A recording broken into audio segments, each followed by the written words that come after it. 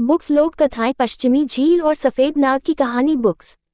पूर्वी चीन के हानचाओ शहर में स्थित पश्चिमी झील अपने असाधारण प्राकृतिक सौंदर्य के कारण विश्वविख्यात है।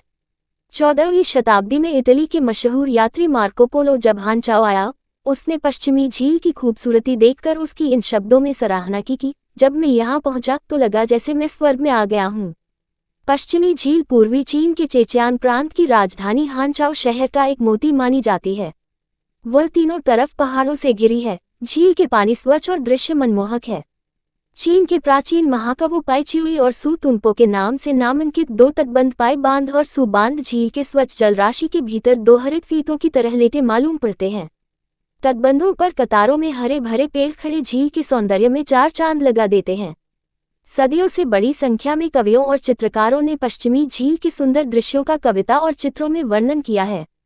पश्चिमी झील के 10 खूबसूरत दृश्य चीन में हर व्यक्ति की जुबान पर रहते हैं, जिनमें सु बांध का वासंती सौंदर्य, अनूठे प्रांगण में कमल का तालाब, झील की जलराशि पर शरदकालीन चांद की परछाई, टूटे पुल पर बर्फ की खूबसूरती, विलो पेड़ों के झुंड में कोयल की मधुर कूक, कमल तालाब में सुनहरी मछलियों का दर्शन, त्रिपगोडों के बीच पानी पर चांदनी, लाफ्टर पगोडे पर सूर्यास्त का अनोखा दृश्य, नानपिन मठ में संध्या वेला की घंटी तथा दूर पर्वत शिखर पर मेघों का मनोहर आच्छादन शामिल हैं।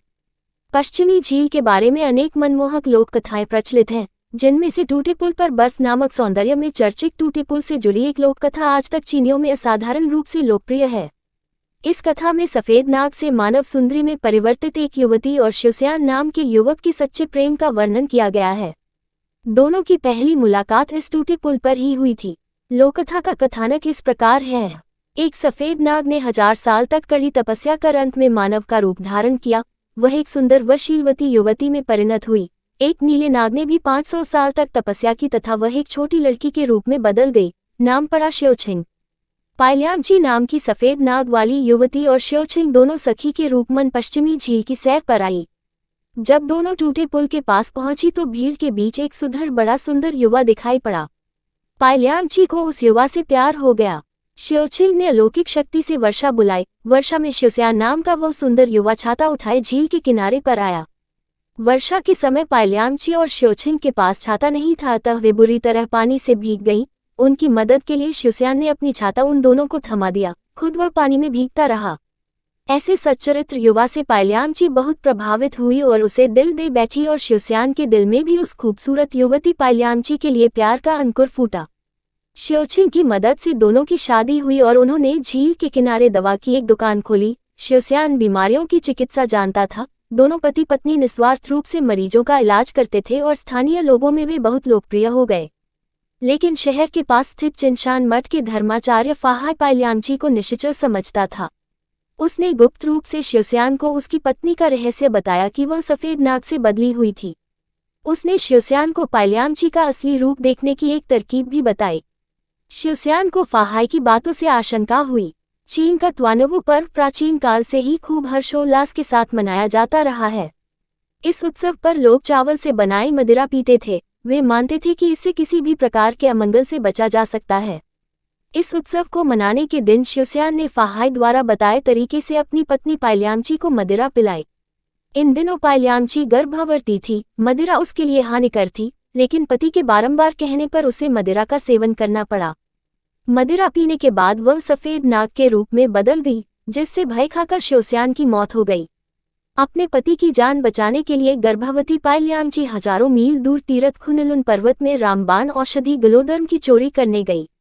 गलोधर्म की चोरी के समय उसने जान हथेली पर रखकर वहां के रक्षकों से घमासान युद्ध लड़ा। पाइल्यामची के सच्चे प्रेम भाव से प्रभावित होकर रक्षकों ने उसे रामबाण औषधि भेंट की। पाइल्यामची ने अपने पति की जान बचाई। शिवस्यान भी अपनी पत्नी के सच्चे प्यार के वशभूत हो गया। दोनों के बीच का प्रेम पहले से भी अधिक प्रगाढ़ हो गया। किंतु धर्माचार्य फाहाई को यह सहन न हुआ कि पाइल्यामची अभी तक जीवित है। उसने शिवस्यान को धोखा देकर चिनशान मठ में बंद कर दिया और उसे भिक्षु बनने पर मजबूर किया।